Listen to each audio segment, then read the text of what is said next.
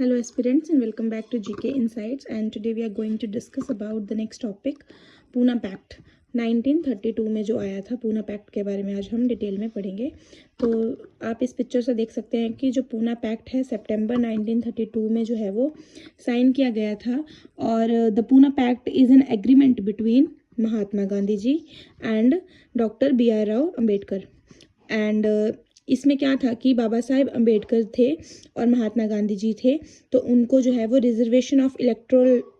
Seats for the depressed classes in the legislature, तो इसके बारे में जो था वो एक एग्रीमेंट साइन किया गया था, ठीक है,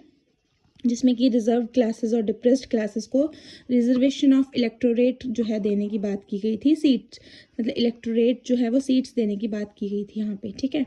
अब जो अम्बेडकर जी थे वो थे सेपरेट इलेक्टोरेट के फेवर में थे डिप्रेस्ड क्लासेस के लिए,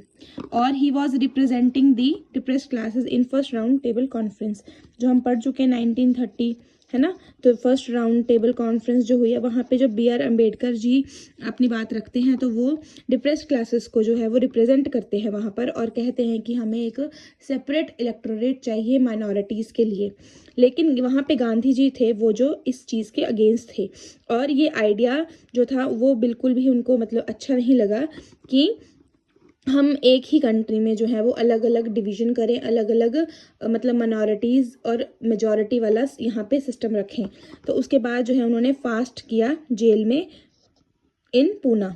तो उसके बाद जो है वो पब्लिक प्रेशर की वजह से जो है उनको ये फास्ट जो है वो ख़त्म करना था, लेकिन उन्होंने ये आमरण अनशन रखा था पूना में। और उसके बाद जो है वो BR अम्बेडकर जो थे उन्होंने क्या किया कि गांधी जी के साथ एक एग्रीमेंट साइन किया, जिसे कि पूना पैक्ट कहा गया, that which let down the reserved seat for the depressed classes in the provincial legislature, for which elections could be through joint electorates तो नहीं किए उन्होंने सेपरेट, लेकिन वहाँ पे एग्रीमेंट ये साइन हुआ कि सीट्स जो है वो रिजर्व्ड रख दी जाएंगी डिप्रेस्ड क्लासेस के लिए। अम्बेडकर जी का तो ये कहना था कि सेपरेट इलेक्टोरेट ही चाहिए हमें माइनॉरिटीज़ के लिए, लेकिन गांधी जी इस बात पर फिर उसके बाद जो है वो उन्होंने उस चीज़ का विरोध किया, और फिर दोनों जो है वो इस बात पर राज़ी होते हैं कि जॉइंट इलेक्टोरेट तो जॉइंट ही रहेगा, लेकिन जो सीट्स जो थी रिजर्व्ड कर दी गई थी डिप्रेस्ड क्लासेस के लिए, ताकि वो इलेक्शन में अपनी भागीदारी दे सके, उनको मतलब एक लीड करने का जो है वो हक यहाँ पे मिल सके। ओके, देन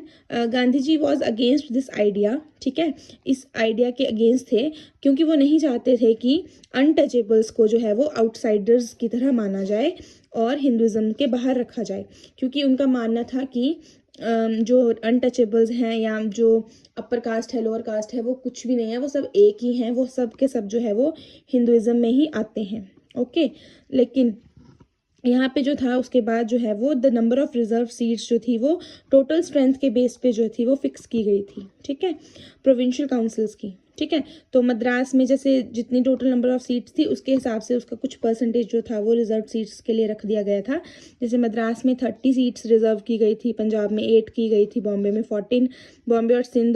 और सिंध प्रोविंस में 14, सेंट्रल प्रोविंस में 20 सीट्स जो थी वो रिजर्व की गई थी टोटल सीट्स में से। तो टोटल सीट्स जो रिजर्व की गई थी वो थी 147, और सेंट्रल लेजिस्लेचर का जो हम कहते हैं आज मतलब कि जो भी था वहाँ पे टोटल सीट्स की स्ट्रेंथ कितनी थी, तो उसका जो 19% था उसको जो था वो रिजर्व यहाँ पे किया गया था। Then this system would continue for 10 years unless a mutual agreement consents to terminate it earlier.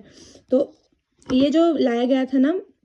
Agreement, ये जो था वो 10 years के लिए था, और इसको फर्दर जो था रेन्यू करने की ज़रूरत थी, और टर्मिनेट करने के लिए भी अगर हमें टर्मिनेट करना है पहले, तो इसमें जो थी वो दोनों की जो है वो एक कंसेंट चाहिए था कि इस चीज़ को जो है वो मतलब नलीफाई कर दिया जाए, टर्मिनेट कर दिया जाए, ठीक है। देन फेयर, इसकी वजह से क्या हुआ कि the fair representation of depressed class जो है वो सामने यहाँ पे रखा गया ये पॉइंट। और यहाँ पे एक और पॉइंट है कि जो मदन मोहन मालवीय है उन्होंने गांधी जी के बेहॉफ पे ये जो एग्रीमेंट था उसको साइन किया था, ठीक है। एग्रीमेंट साइन किसने किया था? मदन मोहन मालवीय जी ने किया था यहाँ पे मैंने लिखा है। और उसके बाद जो गांधी जी ने इस चीज़ को जो है वो साइन नहीं किया था, जबकि मदन मोहन मालवीय जी ने इसको अंबेडकर जी के साथ जो था वो साइन किया गया था। तो ये एग्रीमेंट जो है उसको हम बोलते हैं पूना पैक्ट, जो कि साइन हुआ था पूना की जेल में 1932 में, सॉरी 1932 में। Okay, so that's all for today, and do like, share and subscribe and follow for more, and thank you so much.